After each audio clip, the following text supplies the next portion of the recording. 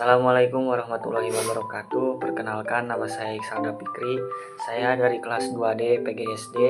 Di sini saya akan menjelaskan apa yang telah saya rangkum dari praktisi mengajar ke-1 dan kedua, guna untuk memenuhi tugas ulangan akhir semester yang diberikan oleh Ibu Dr. Nita Karmila MPD di mata kuliah Inovasi Pendidikan. Untuk materi pertama yang saya rangkum di praktisi mengajar ke-1 yaitu materinya berjudul Pembelajaran dan Penilaian pada Kurikulum Merdeka. Dalam perencanaan serta pelaksanaan pembelajaran dan penilaian atau yang biasa disebut asesmen, itu yang pertama kita harus memahami capaian pembelajarannya. Mengapa kita harus memahami capaian pembelajarannya? Karena jikalau kita paham capaian pembelajaran kita bisa menyesuaikan dengan kebutuhan siswa di kelas. Terus yang kedua, menganalisis capaian pembelajaran untuk menyusun tujuan pembelajaran dan alur tujuan pembelajaran. Ketika kita menganalisis capaian pembelajarannya, kita bisa menyusun tujuan pembelajaran juga alur tujuan pembelajaran supaya sesuai dengan capaian pembelajaran, sehingga capaian pembelajaran akan tercapai dengan sebaik-baiknya. Dan sebelum melaksanakan pembelajaran dan penilaian, alangkah baiknya untuk merencanakan terlebih dahulu supaya semuanya bisa berjalan dengan prosedur yang telah ditentukan, sehingga capaian pembelajaran akan benar-benar tercapai dengan baik. Jika dianalogikan dengan sebuah perjalanan berkendara, capaian pembelajaran itu memberikan tujuan umum dan ketersediaan waktu untuk mencapainya atau yang biasa disebut fase. Untuk mencapai tujuan tersebut, setiap pengemudi memiliki kebebasan untuk memilih jalur, cara, dan alat untuk menempuh perjalanan tersebut yang disesuaikan dengan titik keberangkatan, kondisi, kemampuan, dan kecepatan masing-masing. Dalam mencapai capaian pembelajaran ini, kita perlu membangun kompetensi untuk melakukan perjalanan tersebut supaya tiba di tujuan pada waktu yang ditentukan. Setiap satuan pendidikan dipersilahkan mengatur strategi yang efektif untuk mencapai capaian pembelajaran sesuai dengan kemampuan dan juga potensinya. Dalam konsep capaian pembelajaran merupakan kompetensi pembelajaran yang harus dicapai oleh peserta didik pada setiap fase, dimulai dari fase fondasi PAUD. Untuk pendidikan dasar dan menengah, CP disusun untuk setiap mata pelajaran. Jadi kalau di PAUD itu belum disusun untuk setiap mata pelajarannya si capaian pembelajarannya itu. Nah, jadi capaian pembelajaran itu dimulai dari PAUD, SD, SMP, dan berakhir di SMA kelas 12 semester 2. Pemanfaatan fase capaian pembelajaran dalam perencanaan pembelajaran ini, yang pertama itu pembelajaran harus fleksibel. Ada kalanya proses belajar berjalan lebih lambat pada suatu periode, misalnya ketika pembelajaran di masa COVID-19, sehingga dibutuhkan waktu lebih panjang untuk mempelajari suatu konsep. Ketika harus menggeser waktu untuk mengajarkan materi-materi pelajaran yang sudah dirancang, pendidik memiliki waktu lebih panjang untuk mengaturnya. Jadi dulu itu pas COVID, informasi yang diberikan oleh pendidik terhadap peserta didik, bahkan tidak semuanya peserta didik bisa menerima informasinya ataupun bisa menerima informasi tetapi terlambat. Maka dari itu proses pembelajaran begitu melambat pada saat itu. Yang kedua itu pembelajaran harus sesuai dengan kesiapan peserta didik. Fase belajar seorang peserta didik menunjukkan kompetensinya, sementara kelas menunjukkan kelompok berdasarkan usianya. Dengan demikian, ada kemungkinan peserta didik berada di kelas 3 SD namun belajar materi pelajaran untuk fase A yang umumnya untuk kelas 1 dan untuk kelas 2 karena ia belum tuntas mempelajarinya. Hal ini berkaitan dengan mekanisme kenaikan kelas. Yang ketiga yaitu pengembangan rencana pembelajaran yang kolaboratif. Jadi satu fase biasanya lintas kelas, misalnya capaian pembelajaran fase D yang berlaku untuk kelas 7, 8, dan 9. Saat merencanakan pembelajaran di awal tahun ajaran, guru kelas 8 perlu berkolaborasi dengan guru kelas 7 untuk mendapatkan informasi tentang sampai mana proses belajar sudah ditempuh peserta didik di kelas 7. Jadi seorang guru, misalkan guru kelas 8 itu di SMP harus menanyakan terhadap guru yang di kelas 7 sudah sejauh mana capaian pembelajaran yang sudah dicapai oleh peserta didiknya saat di kelas 7, sehingga di saat kelas 8, saat ia meneruskannya di kelas 8, guru itu akan bisa menyesuaikan pembelajaran seperti apa yang harus diberikan, terus gaya belajar apa ataupun teknik belajarnya harus seperti apa, sehingga guru itu akan menyesuaikan dengan kebutuhan siswa. Terus yang ketiga ada karakteristik mata pelajaran. Di sini itu poinnya deskripsi umum tentang apa yang dipelajari di dalam mata pelajaran. Itu poin pertamanya. Terus yang kedua itu ada elemen-elemen atau domain mata pelajaran serta deskripsinya. Jadi maksudnya itu setiap mata pelajaran itu kita jelaskan sebelum kita masuk ke pembelajarannya apa yang kita akan ajarkan. Sini ada beberapa komponen dalam capaian pembelajaran. Yang pertama rasional mata pelajaran. Poinnya itu kita harus mengetahui alasan mempelajari mata pelajaran tersebut. Misalkan mengapa kita mempelajari mata pelajaran tersebut. Dalam pelajaran karakter, alasannya untuk menumbuhkan karakter peserta didik, untuk menjadikan peserta didik berperilaku berdasarkan moral yang baik, contohnya seperti itu. Terus keterkaitan antara mapel dengan salah satu atau lebih dari profil pelajar Pancasila. Terus yang kedua di sini ada tujuan mata pelajaran. Untuk poinnya itu kemampuan yang perlu dicapai peserta didik setelah mempelajari mata pelajaran tersebut. Jadi kita harus bisa memberikan pembelajaran, memberikan materi supaya peserta didik bisa mendapatkan kemampuan dari apa yang telah kita ajarkan, kemampuan yang baru ataupun kemampuan yang sebelumnya menjadi lebih baik. Terus yang keempat ada capaian dalam setiap fase secara keseluruhan. Poinnya itu kompetensi pembelajaran yang harus dicapai peserta didik pada setiap fase dibuat dalam bentuk pernyataan yang disajikan dalam paragraf yang utuh. Terus yang kelima dari komponen capaian pembelajaran ini, yang kelima adalah yang terakhir, capaian dalam setiap fase menurut elemen.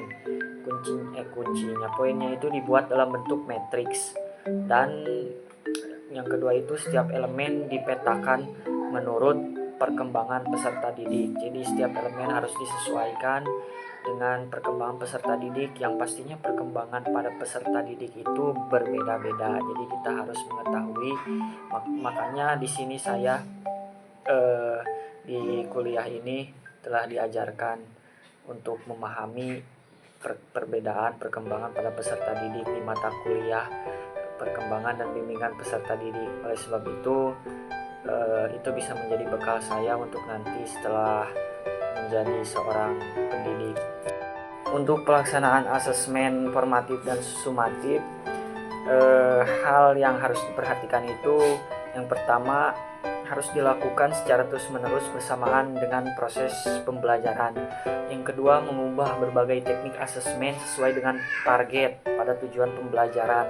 Yang ketiga, memberikan umpan balik yang baik untuk peserta didik maupun pendidik.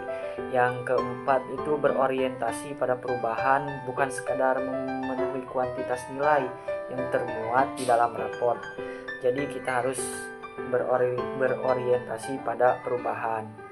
Nah, yang kelima itu bersifat informatif. Jadi kita harus memberikan segala informasi yang sebetulnya informasi itu sangat butuh untuk diketahui oleh para peserta didik.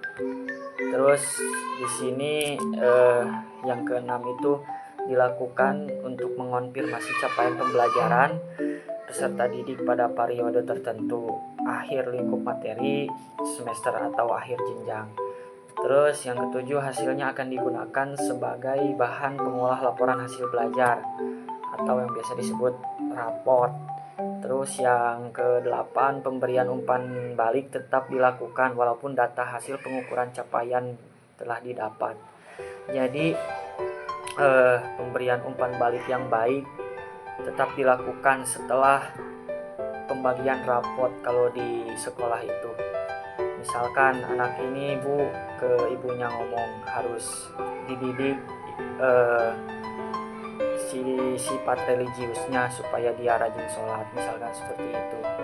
Ataupun ya langsung menceramahinya tanpa perlu mengatakan terhadap kedua orang tuanya ataupun walinya yang datang ke sekolah.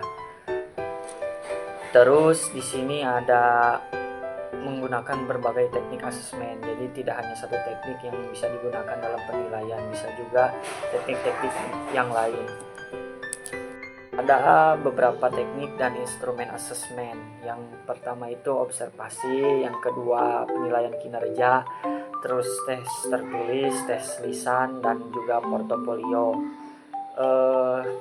Lanjut ke capaian dan tujuan pembelajaran. Pengolahan hasil penilaian dapat dilakukan dengan menganalisis secara kuantitatif dan kualitatif terhadap data hasil pelaksanaan penilaian berupa angka dan deskripsi.